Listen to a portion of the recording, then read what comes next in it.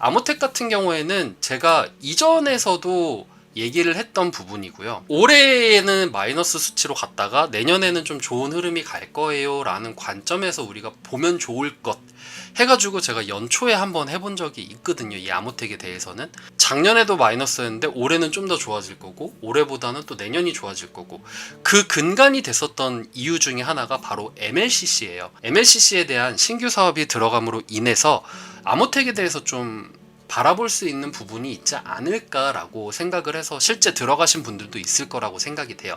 하지만 왜 내가 아모텍을 샀는데 주가가 내 생각대로 올라가지 않지? 나는 분명히 MLCC 바라보고 샀는데, 이렇게 또 고민하시는 분들이 있을 것 같아서 여러분들과 같이 좀 얘기를 나누고 공부를 하고 그 다음에 어떻게 대응하면 좋을지도 같이 좀 분석을 하면 좋을 것 같다라는 생각이 들어서 아모텍 준비를 했고요. 홈페이지를 가시면은요, 이렇게 생긴 아이들이 있어요. 보통 이제 안테나 아니면은 이제 모터에 대한 부분, 요런 부분들이라고 보시면 됩니다. 이런 부품들을 팔고 있구나, 단순히 부품 파는 회사구나 라고 생각을 했는데, 저도 이제 이거를 보고 그냥 부품 파는 회사가 뭐 별 볼 일 있겠어? 요렇게 생각을 했었어요. MLCC라는 부분 때문에 제가 요거를 말씀드렸다고 했었죠.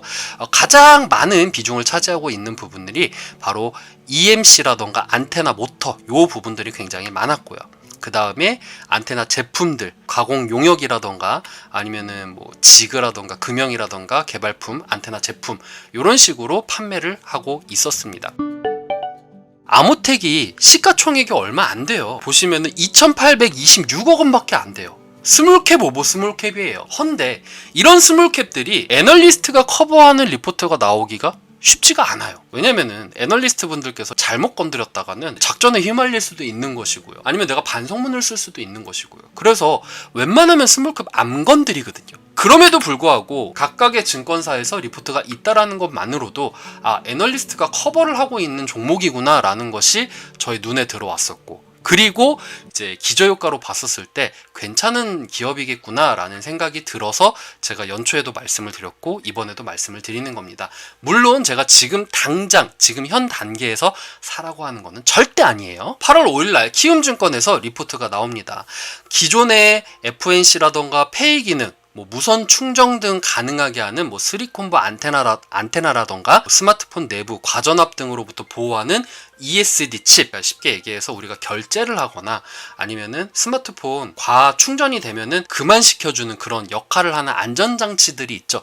이런 것에 대한 모바일향 비중이 컸지만 모터 제품 위주로 해서 전장용 제품의 비중이 증가가 되고 있다. 8월 5일 기준으로. 그리고 리포트에서 빠지지 않는 부분이 바로 MLCC 부분입니다. MLCC 같은 경우에는 EMI 필터 등, 이 EMI 필터가 뭐냐면요, 노이즈가 막 정기적으로 일어나는데 요거를 저지하거나 제거해주는 역할을 하는 그런 필터예요. 기존에 많이 생산을 했었는데 요 부분과 일부 제품의 공정이 MLCC를 만드는 부분과 일치하기 때문에, 그리고 몇 년간 또 준비를 해왔던 부분이기 때문에 상대적으로 시장 진입하는 데 있어서 굉장히 유리하다. 무에서 유를 창출하는 것이 아니라 이미 공정도 비슷하고 예전부터 준비를 했기 때문에 3분기 정도는 영업이익을 뽑아낼 수 있지 않을까라는 기대감이 있는 거예요. 주력 MLCC 업체들이 생산하는 BME 계열이 아니라 우리가 알고 있는 BME 계열 같은 경우에는 니켈을 이용해서 전극 재료를 통해서 많이 생산하는 부분이에요. 니켈을 이용한 부분이 아니라 은이라던가 팔라듐을 전극 재료로 하는 MLCC 부분, 이 PME 부분 같은 경우에는 규모가 작은 틈새 시장에 적합한 MLCC라고 이렇게 나오더라고요. 우리가 생각하는 삼성전기라던가 이런 부분이 아니라 은이나 팔라듐을 이용해서 전극 재료로 사용하는 규모가 작은 틈새 시장에 활용되는 것이구나. 그래서 이제 요것들이 검증 절차가 진행 중에 있고, 요게 이제 끝나면은 3분기에 매출 발생을 기대할 수 있을 것이다 라고 얘기를 하고 있어요. 그러면은 여기서 만든 PAMC 제품 같은 경우에는 5G 관련 기지국에 들어가게 돼요. 아무래도 MLCC 매출 여부가 관건이고, 그래서 올해 매출 같은 경우에는 전년도 대비해서 4% 상승이 될 것이고, 영업이익은 적자 지지를 하지만 마이너스 20억 원을 전망한다, 이렇게 얘기를 하고 있어요. 기지국당 MLCC 같은 경우에는 스마트폰 대비해서 16배가 들어가게 됩니다. 아이폰 X 같은 경우에 이 MLCC가 1000개가 들어가게 된다고 하면은 기지국 같은 경우에는 16,000개가 들어가게 되는 거죠.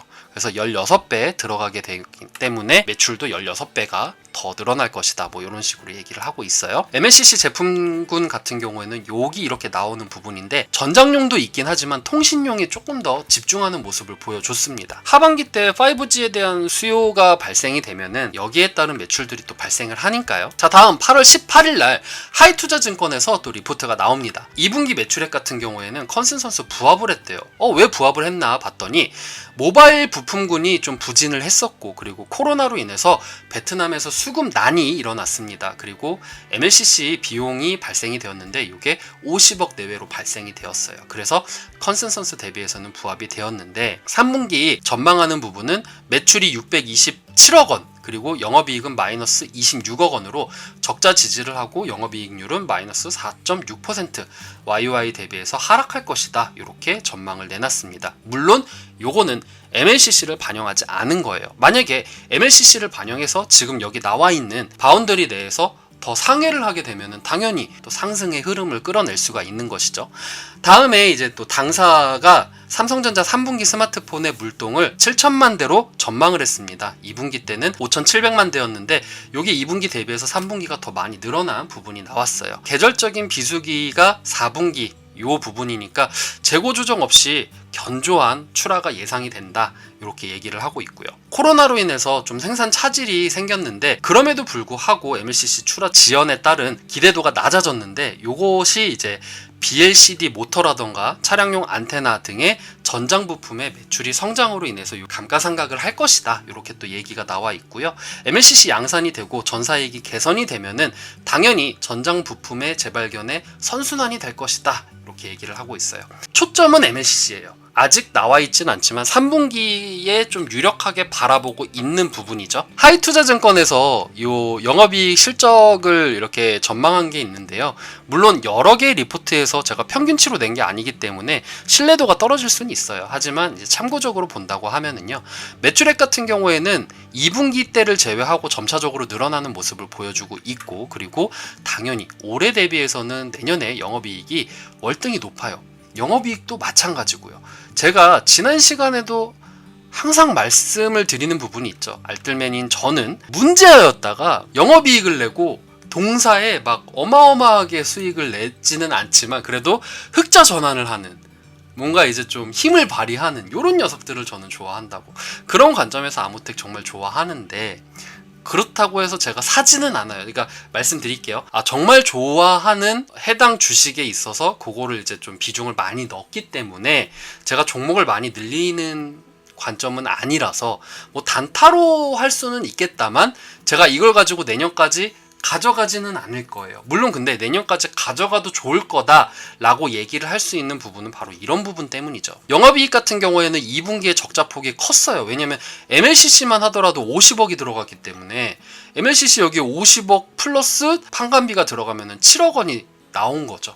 57억 원이 나왔는데 3분기 때는 마이너스 26억 원으로 적자폭이 줄어들어요. 그리고 4분기 때는 흑자 전환을 해요. 마찬가지로 올해 대비해서 내년에 흑자 전환을 해요. 그런 관점에서 봤었을 때는 짧게 치고 빠지거나 아니면 내년까지 가져갈 수 있거나 아니면 내가 물려있다 하시는 분들이 요거를 보고 내가 대응을 할 수가 있다라는 거죠. 그런 관점에서는 아모텍 바라봐도 좋을 것 같지만 저 같은 경우에는 저는 이제 분석을 하다 보니까 여러 가지 좋은 종목들이 있잖아요. 누차 말씀드리지만 제가 종목을 늘리라고 이렇게 얘기를 하는 건 아닙니다. 여러분들 오해하지 마시고요. 자, 그래서 적정 주가 요게 이제 하는 게 좀 의미가 있나 싶을 정도로 좀 많이 안 좋게 나왔어요. 왜냐면은 21년도 EPS가 마이너스 411원이 되기 때문에 마이너스 가격이 나오고요. 그리고 마찬가지로 21년도 ROE 같은 경우에도 마이너스가 나오기 때문에 물론 EPS도 마이너스가 나와서 곱하면 뭐 900원이 나오긴 하지만 원체 주가가 안 좋았기 때문에 900원이 나왔던 거고요. 21년도 PR이 없기 때문에 21년도 PR이 없어서 목표 시가총액이 안 나오게 됩니다. 이런 경우도 있어요. 그래서 결론적으로 말씀드리면 지금 아모텍은 29,000원이고요. 그리고 시가총액은 2,826억 원이다. 조금 더 신기한 건 2,826억 원인데도 불구하고 커버 리포트가 나온다라는 거는 정말 눈여겨볼 만하다. 이렇게 얘기를 하고 싶은 거죠.